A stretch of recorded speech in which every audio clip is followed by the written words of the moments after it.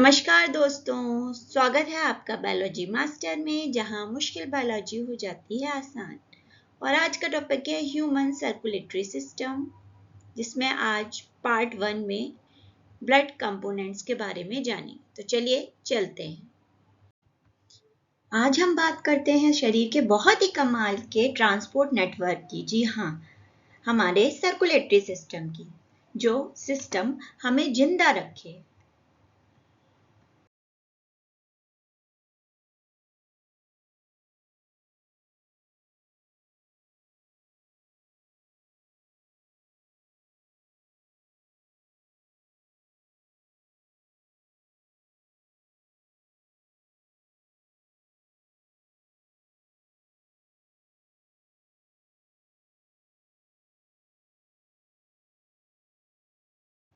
तो चलिए जीवन देने वाली इस नदी में डुबकी लगाते हैं।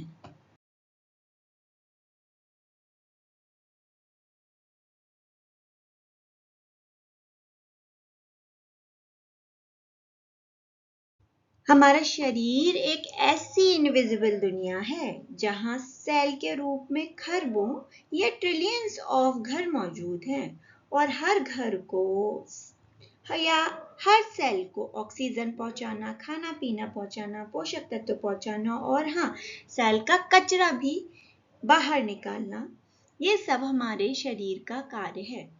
अब सवाल ये है कि हमारा शरीर इस कॉम्प्लेक्स काम को कैसे करता है।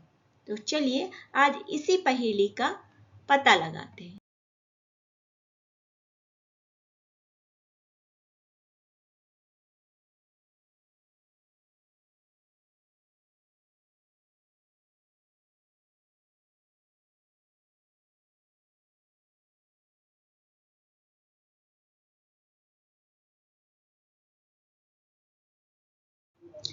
इस पहेली का जवाब छुपा है आज की इस वीडियो में।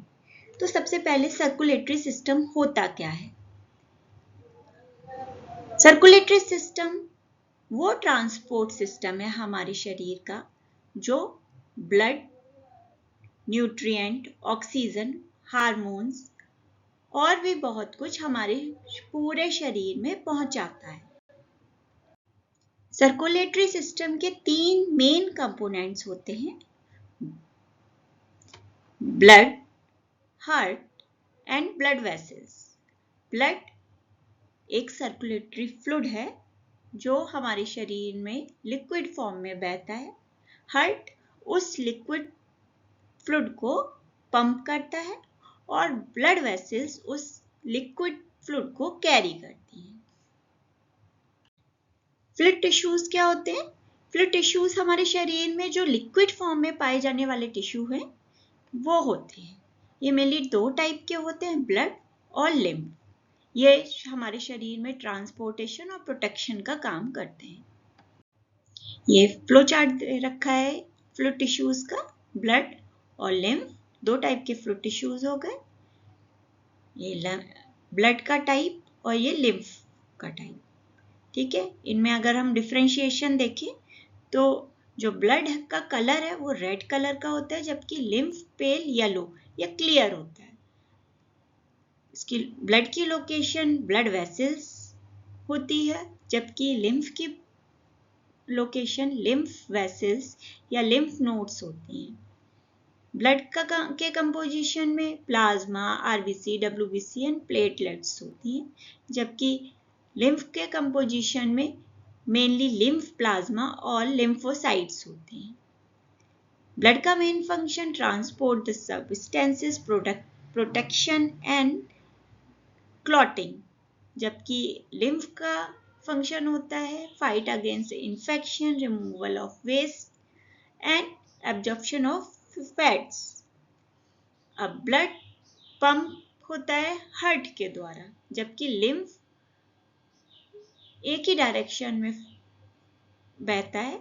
इसका कोई पंपिंग सिस्टम नहीं होता, ये डाउनवर्ड डायरेक्शन में अपने आप मूव करता है। सबसे पहले बात करते हैं ब्लड की।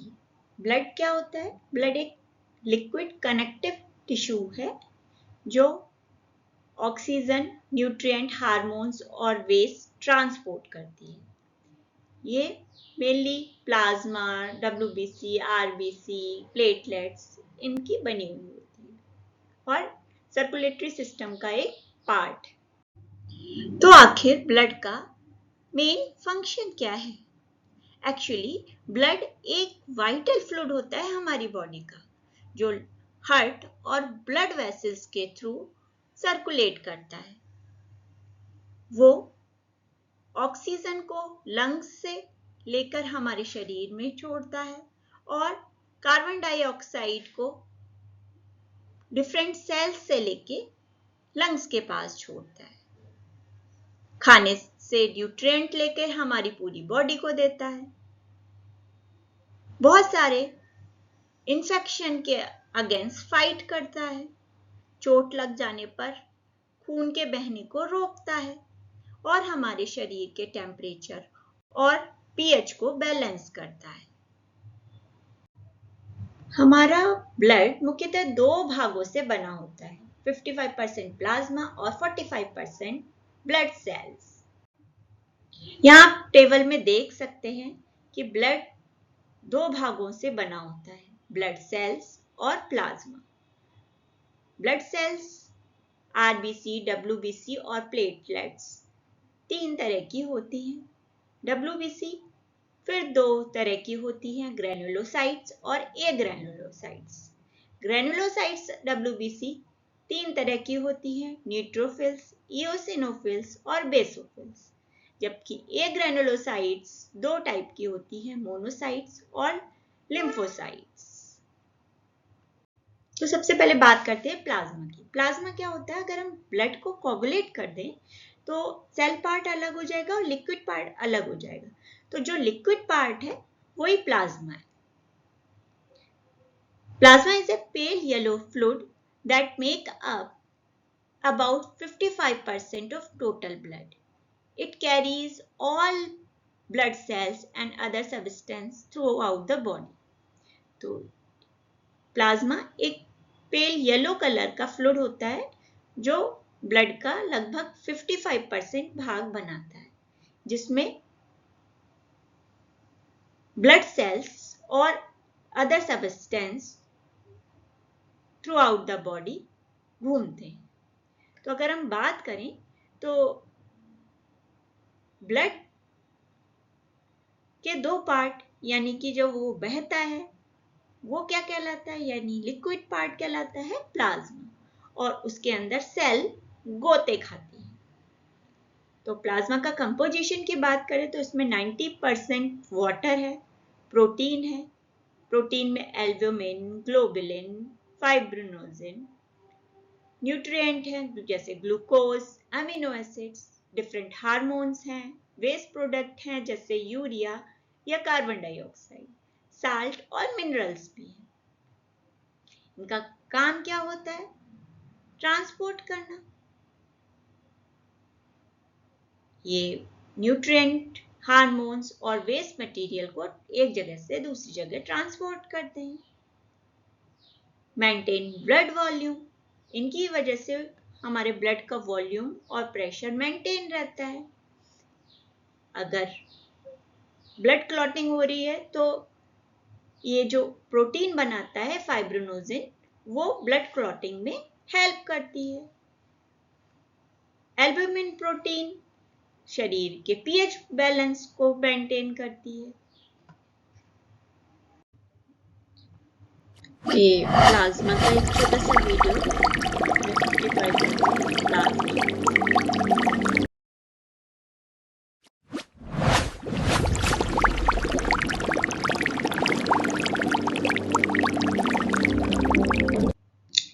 तो स्क्रीन पर आपको प्लाज्मा का एक चार्ट दिख रहा है जिसमें फर्स्ट में अपीयरेंस बताई गई है। अगर हम अपने ब्लड को कोगुलेट करेंगे तो वो तीन पार्ट में बढ़ जाएगा। फर्स्ट 45% रेड ब्लड सेल्स यानी RBC, ये रेड पार्ट जो दिख रहा है। एक रिंग सी बफी बनेगी जो 1% क्वांटिटी में होगी, वो WBC और प्लेटलेट्स होंगे, और बाकी 55% प्लाज्मा।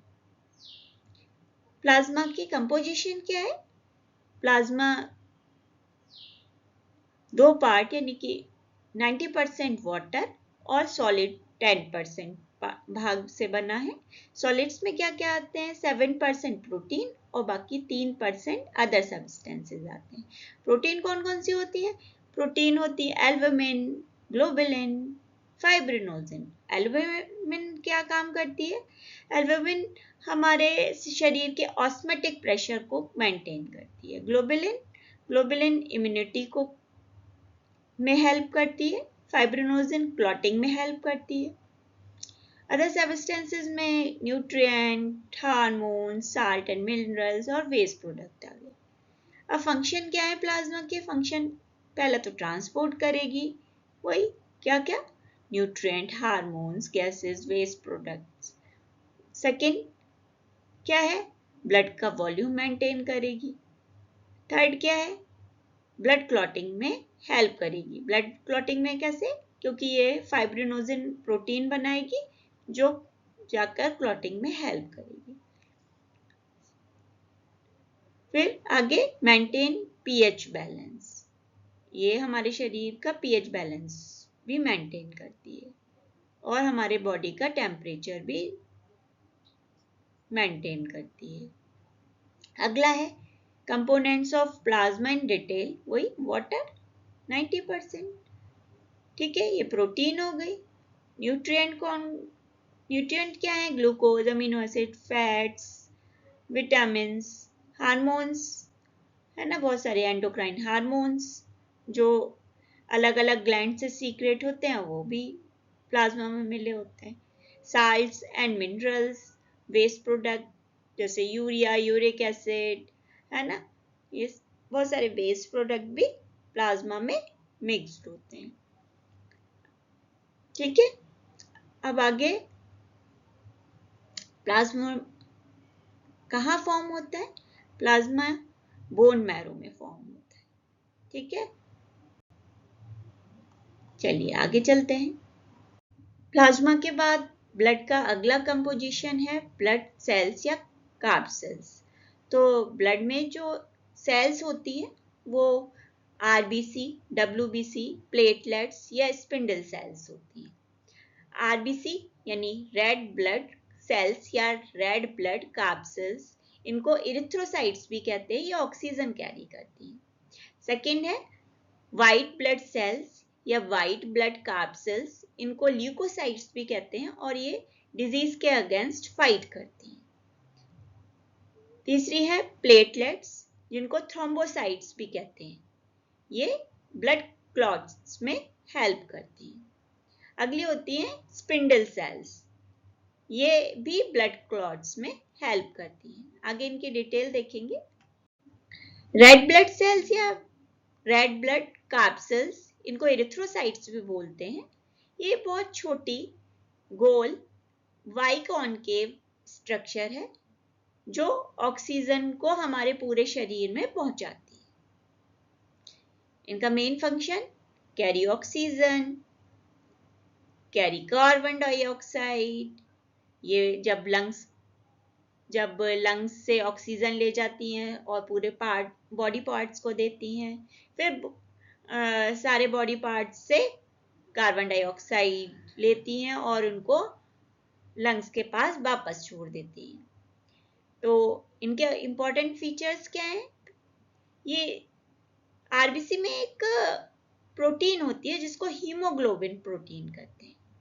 इसमें एक क्वालिटी होती है कि वो ऑक्सीजन को बाइंड कर लेती है। तो आरबीसी में कौन सी प्रोटीन होती है? हीमोग्लोबिन। आरबीसी में कोई न्यूक्लियस नहीं होता है जिससे ज्यादा से ज्यादा ऑक्सीजन इसमें स्टोर हो सके। ये रेड कलर की होती है क्योंकि हीम का कलर रेड होता है।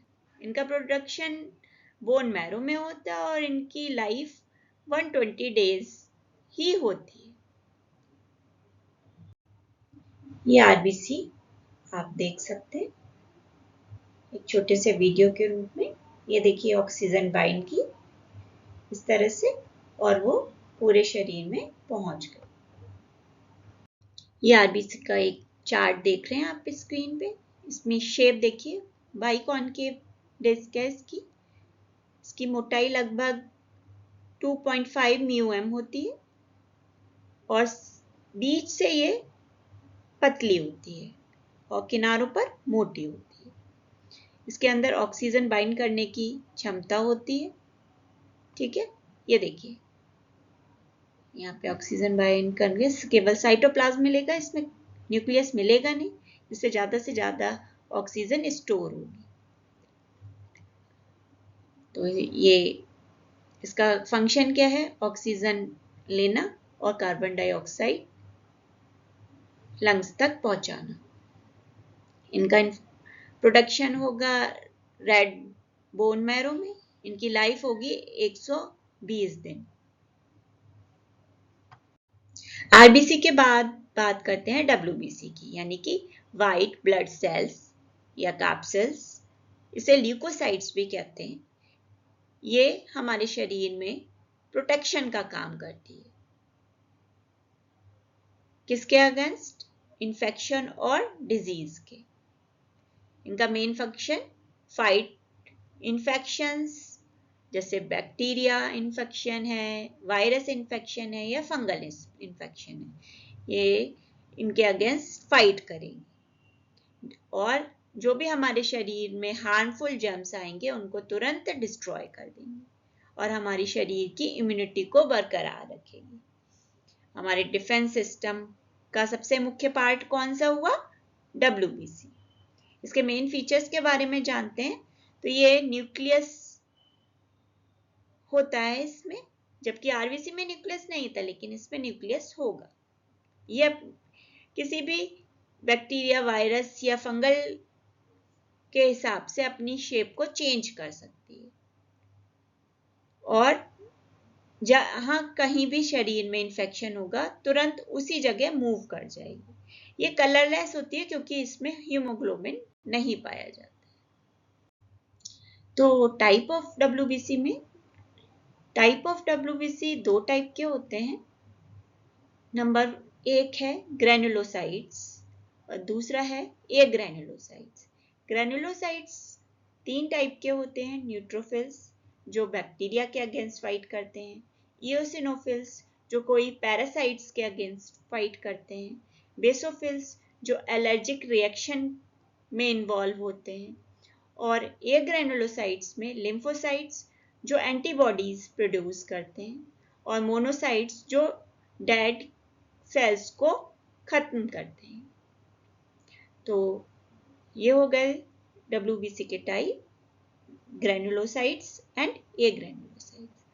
अगला है ये कहाँ बनते हैं?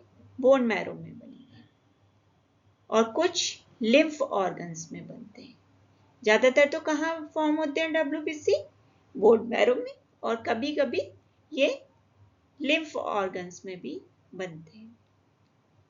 इनका जीवन चक्र या लाइफ स्पान कुछ घंटों की ही होती है या कुछ घंटों से लेकर कुछ दिनों तक भी ये रह सकते हैं, ज्यादा दिन जिंदा नहीं रहते।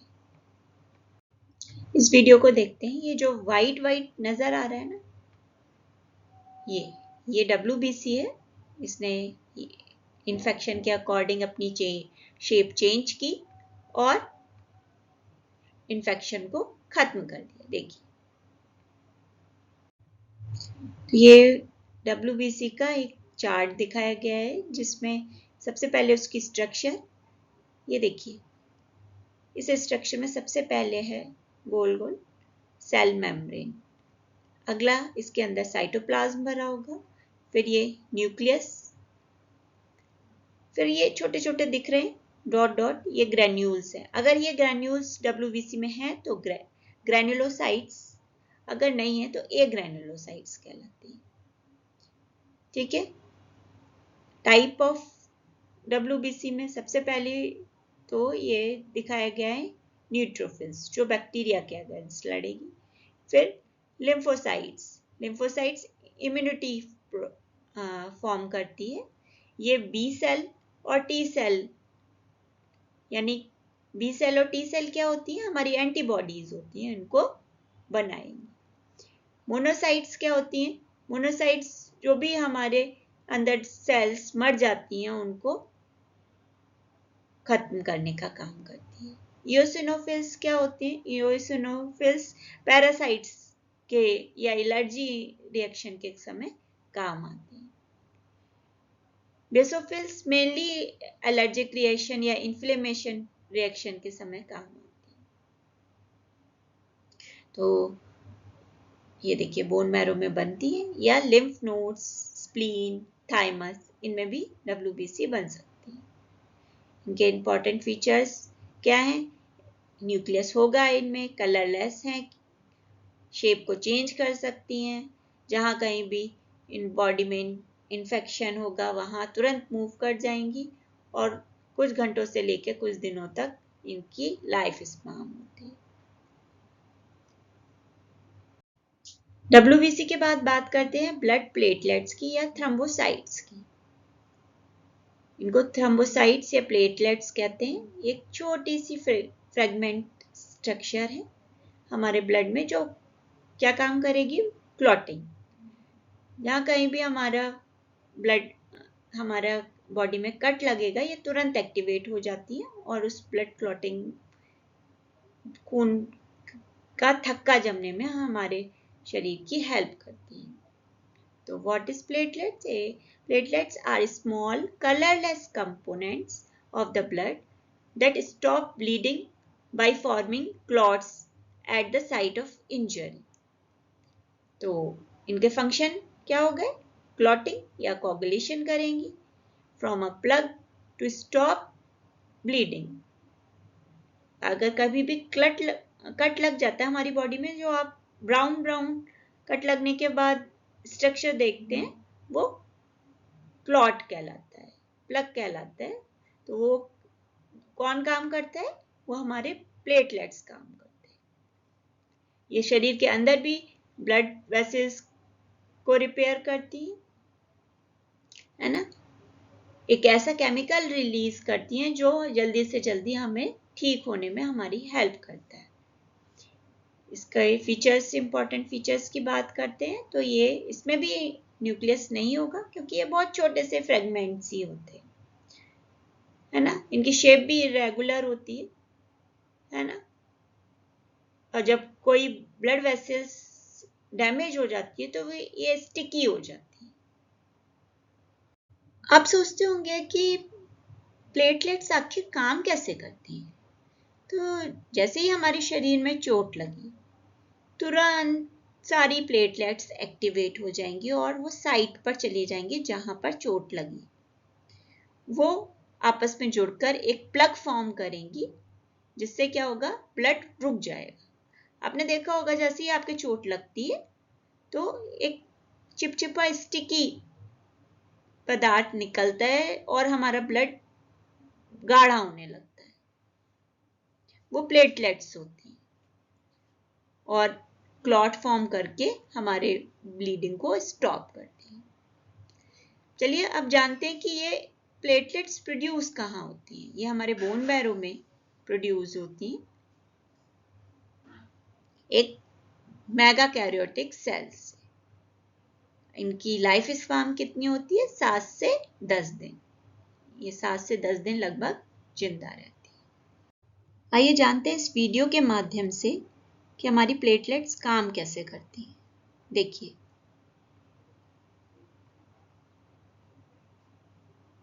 इधर इंजरी हुई है, ये सारी वाइट कलर की प्लेटलेट्स आई और उन्होंने तुरंत रक्त को जहां पे कट लग के ब्लड बह रहा है उस पे ये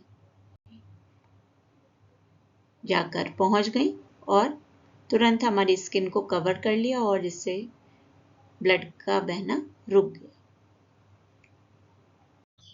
अब एक चार्ट दे रखा है प्लेटलेट्स के बारे में, उसको थ्रोम्बोसाइट्स भी कहते हैं। ठीक है, ये देखिए छोटी छोटी प्लेटलेट्स दिखा रखी हैं। ये प्लेटलेट्स का स्ट्रक्चर है, ये रेगुलर शेप की होती है। ठीक है, इसमें भी छोटे छोटे ग्रेन्यूल्स होते हैं और साइटोप्लाज्म होता है अंदर। ये काम क्या करेंगी? ब्लड क्लॉटिंग का और ब्लड वेसल्स को रिपेयर करेंगी। ठीक है, जहाँ भी चोट लगी हुई है वहाँ एक केमिकल रिलीज करती है जिससे और भी सारी ब्लड प्लेटलेट्स को पता चल जाता है और वो एक जगह आकर उस घाव को ठीक करने आ जाते हैं। ठीक है, जैसे ये आप देखिए यहाँ चोट लगी, ये यहाँ पास में जो प्लेटलेट्स होगी उसको पता चला, उसने एक केमिकल रिलीज किया जिससे और सारी प्लेटलेट्स वहीं पर इकट्ठी हो गई और इन्होंने इकट्ठा होकर इस घाव को भर दिया। ये कहाँ फॉर्म होंगी? बोन मैरो में। ठीक है, चलिए आगे चलते हैं। स्पिंडल सेल के बारे में अब जानेंगे।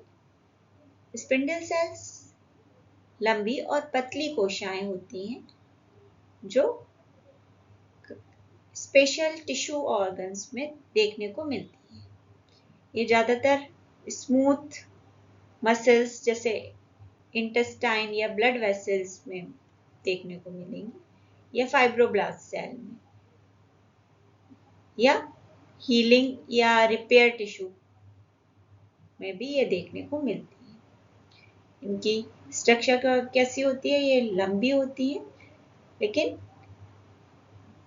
नैरो शेप्ड होती है, इनके पॉइंट टैपर्ड होते हैं, इनमें सेंट्रल न्यूक्लियस पाया जाता है।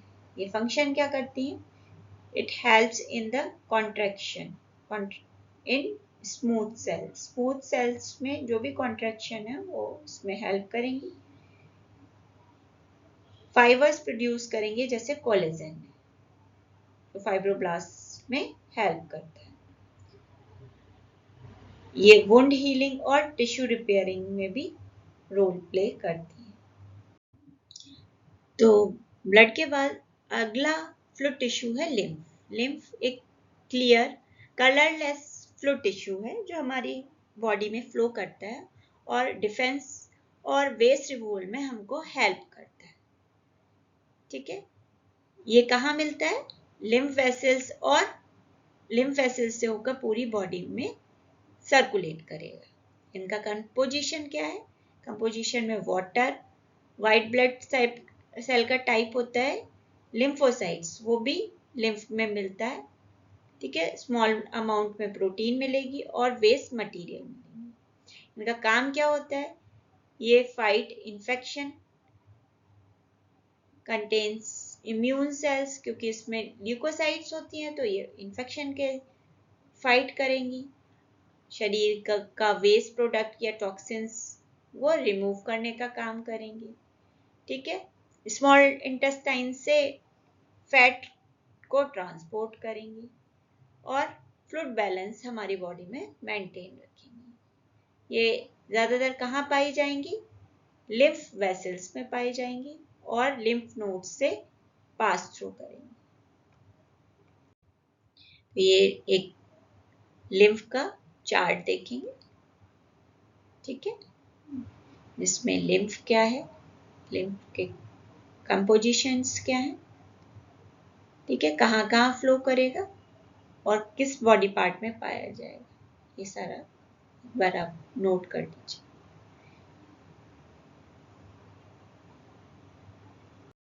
तो इसी के साथ ये वीडियो खत्म होता है। धन्यवाद। आपको ये वीडियो कैसा लगा? और अगर इसी से रिलेटेड आपको कोई क्वेश्चन पूछना है तो आप कमेंट बॉक्स में डाल सकते हैं। धन्यवाद। मेरे चैनल को लाइक कीजिए, सब्सक्राइब कीजिए और दोस्तों के साथ शेयर कीजिए।